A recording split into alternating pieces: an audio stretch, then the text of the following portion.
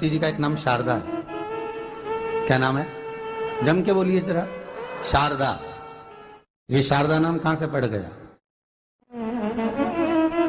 सरस्वती माता को शारदा नाम किसने दिया था? भाई नामकरण होता है तो हमारे यहाँ तो आज भी नियम है महाराज, ये बुआ कोई नाम बताती है, मामा जी कोई नाम बताते हैं और दादाजी कुछ बोलते हैं, कोई बोलेगा टिक्कू, कोई बोलेगा पिक्कू, कोई बोलेगा कुछ, सबके नाम अपने अपने रहते हैं, कोई प्रेम से क्या बोलता है। तो सरस्वती का शारदा नाम किसने प्रदान किया था? माता सरस्वती को शारदा संबोधन किसने दिया था? माता सरस्वती को शारदा का संबोधन किस समय पर प्रदान किया गया था? जिस समय पर शंकर और पार्वती भ्रमण पर निकल रहे थे और भगवान ब्रह्मदेव सरस्वती को ढूंढ रहे थे, और माता सरस्वती को ढूंढते हुए ब्रह्मा जब भगवान शंकर की साक्षी में पहुंचे हैं, तब भगवान शंकर से ब्रह्मदेव ने कहा, आप कहीं सरस्वती को देखें तो मुझे भेजिएगा, मेरे पास में भेजिएगा। शंकर भगवान ने उसी समय पार्वती से कहा, पार्वती, जैसे एक स्त्री जो पतिव्रता धर्म का पालन करने वाली है, एक नारी पतिव्रता धर्म का पालन करने वाली होती है, पति को परमेश्वर मानने वाली होती है, पति के चरणों का रसतत्व ग्रहण करने वाली होती है, तो वो पर पुरुष का स्मरण नहीं करती। उसी तरह एक पति जो अपनी अर्धांगिनी के साथ में रहे और अर्धांगिनी के साथ चले, तो पर नारी का स्मरण नहीं होना चाहिए। तो एक काम करो पार्वती, तुम उस सरस्वती को बुलाना प्रारंभ करो। अब पार्वती जी ने कहा, सरस्वती तो मेरी बहन जैसी है, सरस्वती तो मेरी सखी जैसी है, अब मैं उसको अगर बुलाऊं, आवाज दूं, अच्छा नहीं लगेगा। तो माता पार्वती जब ढूंढते ढूंढते ढूंढते ढूंढते शंकर भगवान के साथ में भ्रमण करती करती पहुंची, तो क्या देखती है माता पार्वती कि एक सरोवर के पास में माता सरस्वती बैठकर सरोवर में अपना मुखाग्रविंद देख रही थी। श्वेत वस्त्र था मेरा माँ का, और बड़ी सुंदर गले में माला पहन रखी थी माता सरस्वती ने, और एक सरोवर में माता सरस्वती अपने मुख को जब निहार रही हैं, उस दर्पण के भाव में अपने प्रतिबिंब को देख रही हैं, तब उस समय पर माता पार्वती ने कहा, शारदा, सरस्वती को लगा कि मेरा संबोधन ये किसने कहा, पलट कर देखा। सरस्वती ने कहा, पार्वती तुम? हाँ, मैंने तेरा जो दर्पण में प्रतिबिंब देखा है, तेरा स्वरूप देखा, पर तू इतनी सुंदर है, इतनी सुंदर है, पर तेरा जल में जो स्वरूप देखा ना, वो नीला दिखाई दिया, थोड़ा सा श्याम दिखाई दिया, इसलिए मैंने तुझे शारदा कह दिया। आज भी हमारे मध्य प्रदेश के कटनी और सतना के बीच में महियर में आज भी शारदा भवानी विराजमान है महाराज।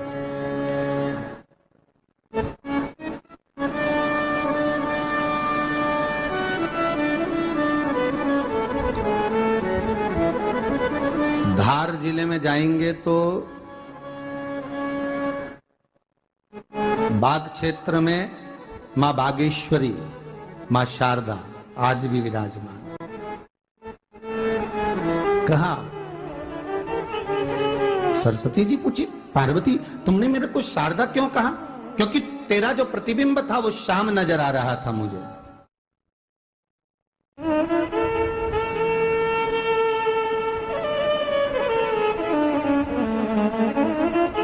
उस प्रतिबिंब को देखकर मैंने तुझे शारदा का संबोधन दिया।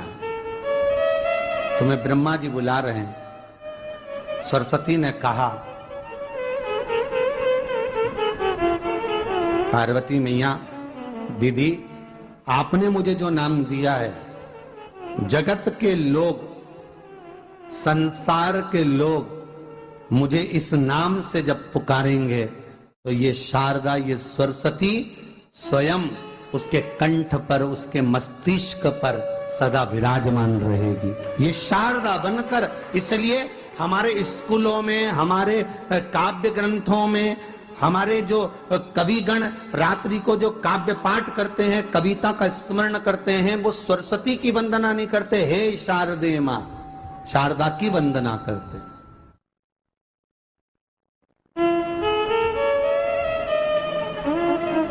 कभी आपसे कोई पूछ ले कि शारदा नाम पार्वती सरस्वती का कब पड़ा, तो आप बता सकते हो कि ये माता शारदा नाम कोई सहज नहीं है। माँ ढूंढने के लिए जब निकली ब्रह्मदेव के कहने पर भगवान शिव के साथ भ्रमण करती। नाम का उच्चारण कोई सहज नहीं होता। कोई देखता होगा, दादाजी ने अगर किसी का नाम कुछ रखा है तो कुछ सोच के रखा होगा, पिताजी ने अगर कुछ रखा है तो उसके मन में कुछ आया होगा तो रखा होगा, मम्मी ने अगर कोई नाम रखा है तो उसने कोई विचार कर कर रखा होगा। कोई नाम अगर किसी का रखा जाता है तो उसके अनुकूल रखा जाता है कि हो सकता है कि वो नाम की क्या उसके मन में चल रहा होगा। तो शारदा का संबोधन कोई सहज नहीं है। माता सरस्वती का एक नाम शारदा हुआ, इसलिए संबोधन में सरस्वती कम शारदे मां ज्यादा बोला जाता है। आप कब्द पाठ कर लो, नाम जाप कर लो, स्मरण कर लो।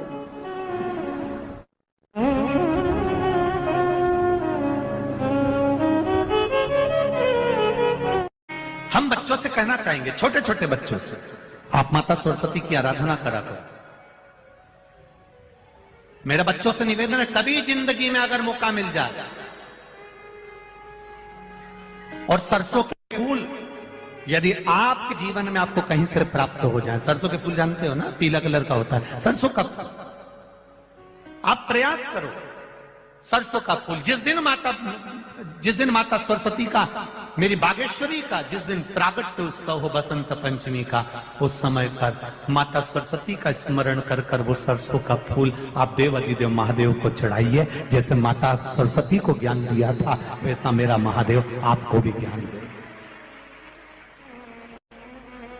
वो सरसों का फूल आप देव अधिदेव महादेव को समर्पित। कई जगह पर आम के जो झूमर होते हैं वो, कई जगह पर सरसों का पुष्प, सरसों का फूल वैसे शिव महापुराण के अनुसार अगर अपन देखें तो बड़े रोग में भी कारगर होता है। जिसको कैंसर जैसा रोग हो जाता है या किडनी लीवर जिसका डैमेज हो जाता है, इसके लिए हमने पहले भी कथाओं में वर्णन किया है। बसंत पंचमी का दिन, महाराज सरस्वती का दिन, जिस दिन जो बच्चा पढ़ने में कमजोर होता है उसके हाथ से बसंत पंचमी के दिन सरसों के 31 फूल शंकर जी को चढ़ा दिए जाते हैं तो बच्चा पढ़ने में अव्वल निकल जाता है। उसके बच्चे को कभी नहीं कह सकते कि पढ़ने बैठ, वो खुद बैठेगा। केवल आज बसंत पंचमी का दिन, एक ही दिन चढ़ता है। और बाकी के सरसों के फूल आपको मालूम है कि रोग मुक्ति के लिए तो होते ही हैं। ये तो आपको पहले भी वर्णन किया महाराज